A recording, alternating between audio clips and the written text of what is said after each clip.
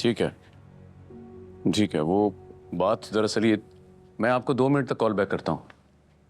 खुला का नोटिस भिजवाकर तुम क्यों सालिस और वफा की जिंदगी तबाह कर रहे हो? आपा, कम से कम आपको ये सवाल नहीं पूछना चाहिए। उस दिन जो हुआ, उस दिन जो कुछ भी हुआ वो शिफा का रचाया हुआ खेल था।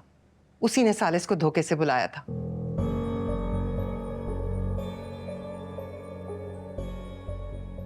और तुम सदियों के कानों के कच्चे यकीन कर बैठे। कब समझोगे उस्मान, ये तलाक, ये खुला, ये मजाक नहीं है। तुमने जल्दबाजी में हमेशा गलत फैसला किया है। आपा, इस मसले से आप सालिस को बरी नहीं कर सकती। क्यों नहीं कर सकती?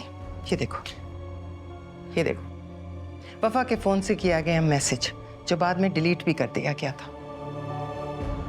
उस वक्त तुमने तहरीन की बातों में आकर हव्वा को अपनी जिंदगी से अलग किया, और आज तुम शिफा की बातों में आकर वफा और सालिस को अलग कर रहे हो। तुम्हें समझ नहीं आ रही? तुम हमेशा गलत फैसला करते हो। आज तुम हव्वा की बेटी के साथ वही कर रहे हो जो उस वक्त तुमने हव्वा के साथ किया। उस्मान, तहरीन में और शिफा में कोई फर्क नहीं है। ये फैसला मेरा नहीं आपा, वफा का है। उसी के कहने पे ये जो कुछ कर रहा हूं मैं। वफा इस वक्त बहुत गुस्से में है।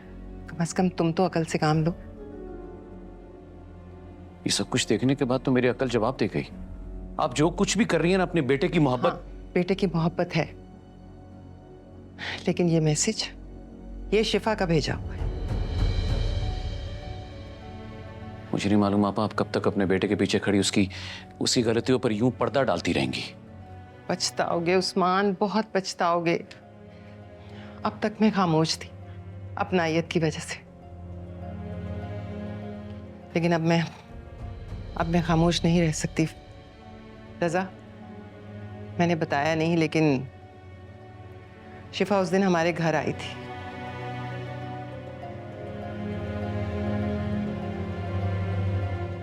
मेरे साथ, जहांगीर के साथ उसने बहुत बदतमीजी की। वो चीखी, चिल्लाई, फसाद बपा किया।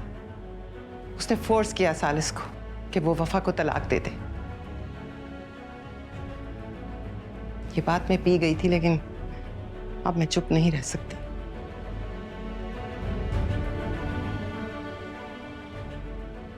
सिवाय इसके और कुछ नहीं कर सकता कि नादान बेटी का बाप हूं। सिवाय माजरत के और कुछ नहीं कर सकता। मैं मुजरिम हूं क्योंकि वो मेरी बेटी है। उसने इतना सब कुछ कर दिया, फिर भी उसे खत्म नहीं कर सकता मैं। मेरे वजूद का हिस्सा है।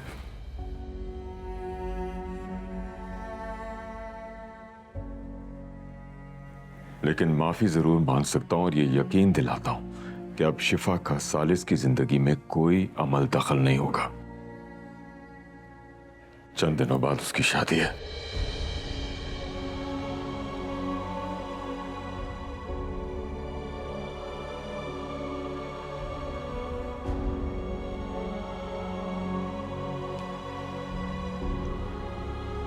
दिल नहीं रहंदा